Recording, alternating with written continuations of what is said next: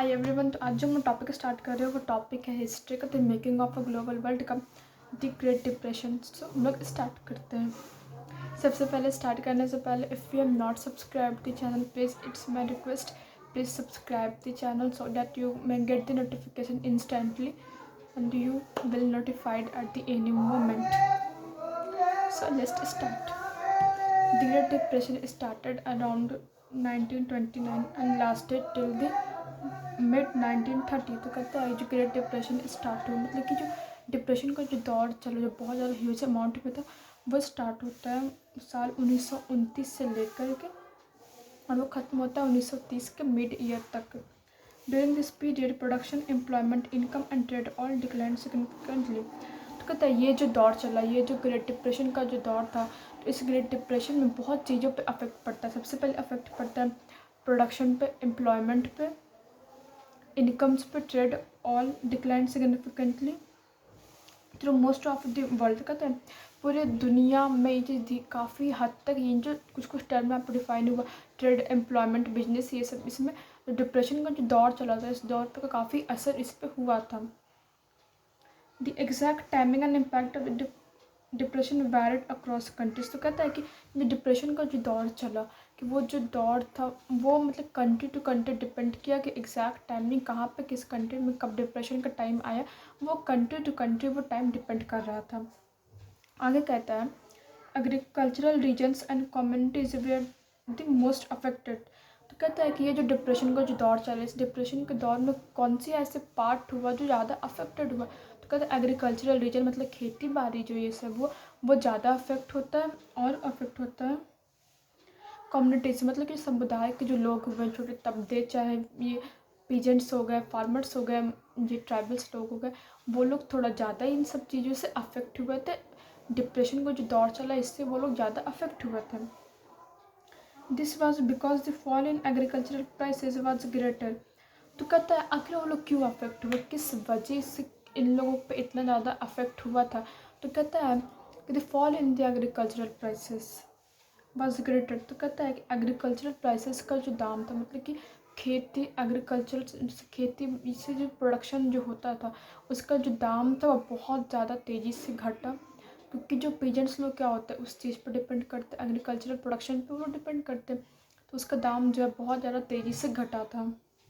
And more prolong that in the prices of industrial goods was greater and more prolong than that in the prices of industrial goods. और industrial goods का जो prices था वो भी continue किया। There were several factors that cause the depression. तो कहता है बहुत ज़्यादा ऐसे फैक्टर्स थे जिसकी वजह से ये ग्रेट डिप्रेशन का जो टाइम आया, जो दौर आया हुआ था, उसमें से दो फैक्टर यहाँ पर डिफाइंड है, उसको हम लोग कंटिन्यू करते हैं।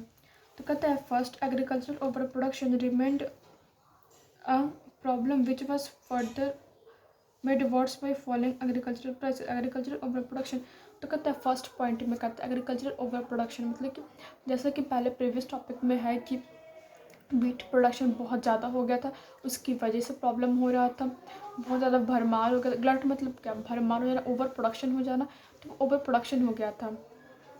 बस रिमेंड अ प्रॉब्लम। तो कहता है ओवर मतलब कि एग्रीकल्चर वीट का जो प्रोडक्शन हुआ, यहाँ पर बेसिकली वीट के टर्म यहाँ पर डिफाइंड है, तो हम वीट पे ही लेके चलते हैं, मतलब गेहूँ पे हम लोग लेके चलते हैं।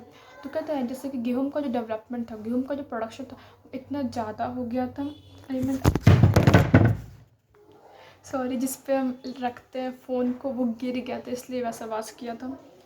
Agriculture over production remained a problem. तो कहते हैं एग्रीकल्चर का जो ओवर प्रोडक्शन हुआ, मतलब कि एग्रीकल्चर गुड्स का जो ओवर प्रोडक्शन वो ह्यूज अमाउंट में जो प्रोड्यूस हो गया था, वो बहुत ज़्यादा एक प्रॉब्लम की ओर पे एकदम कंटिन्यू हो रहा था, वो बहुत ज़्यादा एक प्रॉब्लम क्रिएट कर रहा था। बस further made worse by following agriculture process. तो कहता है कि जैसे कि एग्रीकल्चर ओवर प्रोडक्शन मतलब कि गेहूँ का जो उपज बहुत ज़्यादा हो गया था, वो तो एक दिक्कत था ही। एक और दिक्कत फार्मर्स के सामने क्या हो गया था कि एग्रीकल्चरल का जो प्राइसेस था, मतलब कि खेती से जो प्रोडक्शन हम लोग करते थे उसका जो वर्ल्ड मार्केट में जो प्राइस था बहुत ही ज़्यादा घट गया था, सोर्स ऑफ इनकम उन लोग का कम गया था।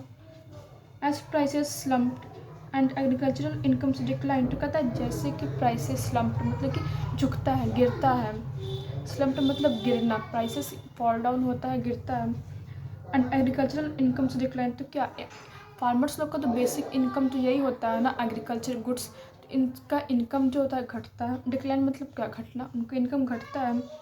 Farmers try to expand production and bring a larger volume of produce to the market to maintain their overall income. Farmers try to expand production. तो इसकी वजह से फार्मर्स क्या सोचते हैं, फार्मर्स ये सोचते हैं कि ठीक है हम लोग अपने प्रोडक्शन को और इंक्रीज़ करेंगे, क्योंकि उनका इनकम फॉल डाउन हो रहा था। तो वो लोग ऐसा सोचे कि ठीक है कोई बात नहीं, हम लोग अपने इनकम को और इंक्रीज़ करने का कोशिश करते हैं, अपने प्रोडक्शन को हम लोग इंक्रीज़ करते हैं and bring a larger volume of produce to the market to maintain their overall income. तो कहता है कि हम मार्केट में बहुत ज़्यादा अपने एग्रीकल्चर प्रोडक्ट्स को लेकर जाएंगे। तो कहता है कि हम लोग मार्केट में अपने प्रोडक्शन मतलब अपने प्रोडक्ट्स को बहुत ज़्यादा अपने मार्केट्स में लेकर जाएँ, मार्केट में पहुंच जाएंगे, ताकि हम लोग को हम लोग का जो इनकम है जो ख़त्म हुआ है वो इनकम हम लोग का रीस्टार्ट हो जाए, उतना हमको इनकम हो जाए। तो कहता है this worsen the glut in the market. मतलब कि ग्लट मतलब क्या, ओवर प्रोडक्शन, जो बहुत ज़्यादा किसी चीज़ का भरमार हो जाए, मतलब कि बहुत ज़्यादा कोई चीज़ एक्सट्रीम लेवल में प्रोड्यूस हो जाए। तो जिसके पेरेंट्स क्या सोचे कि हम लोग और ज़्यादा प्रोड्यूस करेंगे, वर्ल्ड मार्केट में और ज़्यादा अपने प्रोडक्ट्स को लेके जाएंगे। तो जैसे ही ये वर्ल्ड मार्केट में लोग अपना लेके जाते हैं, वो जो ग्लट था मतलब कि बहुत ज़्यादा जो प्रोडक्शन होया हुआ था वर्ल्ड मार्केट में पहले से, वो और ज़्यादा स्थिति उसका बिगड़ता है। Push down prices even further. इसकी वजह से क्या होता है कि जो प्राइसेस होता है वर्ल्ड मार्केट में प्रोडक्ट्स का, वो और ज़्यादा गिर जाता है। There were no buyers of farm produce. तो कहता है जो फार्मर्स लोग का जो सामान था उसका कोई खरीदार ही नहीं बचा था। As a result this were allowed to rot. तो कहता है इसका परिणाम क्या होता है, रॉट मतलब क्या, सड़ जाना। तो उनका जो प्रोडक्ट्स होता है वो सड़ जाता है। सेकंड कहता है इन द मिड 1920 के बीचों बीच many countries finance their investment through loans from the US.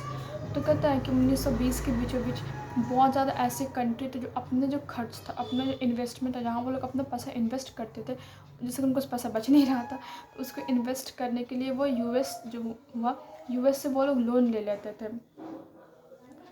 While it was often extremely easy to raise loans in US that amount. While it was often extremely easy to raise loans in US at that amount, countries which totally depend on US loans now faced an accurate crisis. तो कहता है कि जो country, जो देश पूरा US पे ही depend था कि हम लोग अच्छा इससे हम अपना लोन लेकर अपना काम कर लेंगे, अब उन ज़्यादा अमाउंट में लोग अब क्राइसिस फेस कर रहा था। The withdrawal of US loans affected much of the rest of the world.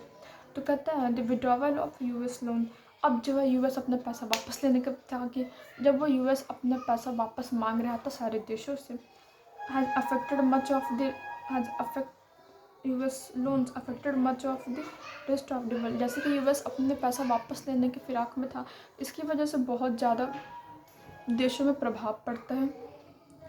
Through not in the same way, कहते हैं हालांकि पूरे हर एक कंट्री को इफेक्ट अलग तरीके से पड़ता है।